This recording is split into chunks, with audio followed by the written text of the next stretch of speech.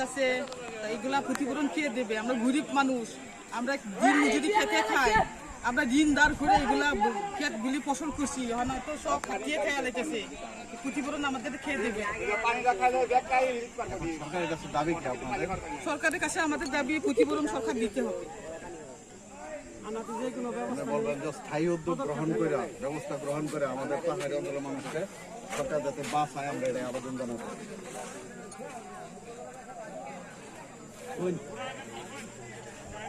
সঠিক উদ্যোগ নিয়ে স্থায়ীভাবে আমরা যাতে পাহাড়ে থাকবার পাই, হাতিও যাতে থাকবার পাই, সরকার এই ব্যবস্থা যাতে করে এটা আমরা দাবি জানাইতেছি।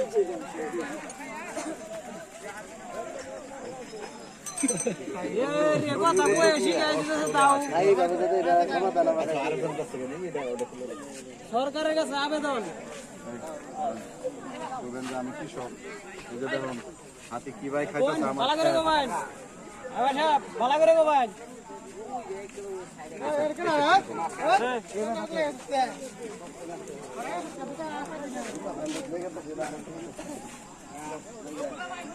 এই যে বন্যা হাতি আক্রমণ করতেছে, বন্যা হাতি যেভাবে খাইতেছে।